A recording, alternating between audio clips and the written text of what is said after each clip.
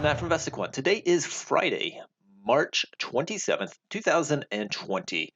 And yesterday we got our third day of the rally here off of the lows. And I wanted to look at a quick pattern here based on some strength in a weak market.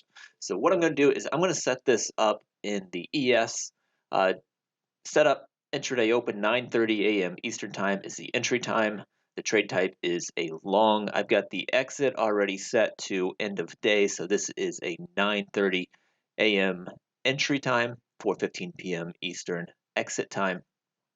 We are down a couple percent at the time of this recording, assuming we're going to open there. I thought that yesterday, and that didn't happen, so who knows, but we are trading down quite a bit coming into this, and I'm going to set this bounce pattern up as yesterday closed at a 5-day high close. So yesterday's close was the highest close of the past 5 days, and it also closed in the top quarter of its range. So closed close to the highs of the session. So I'm going to hit equals here next to close and top quarter of daily range.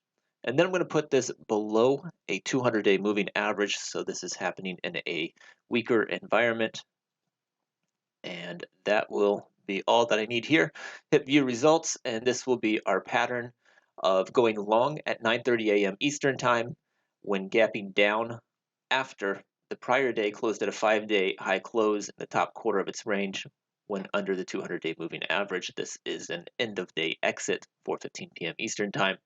And you can see here 77 samples total.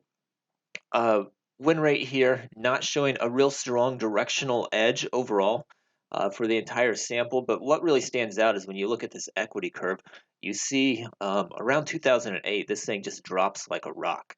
So in a more bearish environment, the most bearish environment that we've seen of any time recently would be this 2008 environment, and this pattern did very poorly on the long side during that environment. When looking at the entire sample size, win rate again not all that strong in either direction, but during this time period, this pattern was very weak. So if you think that we're in a similar environment to that, then this may be something to be thinking about. In fact, let me come in here.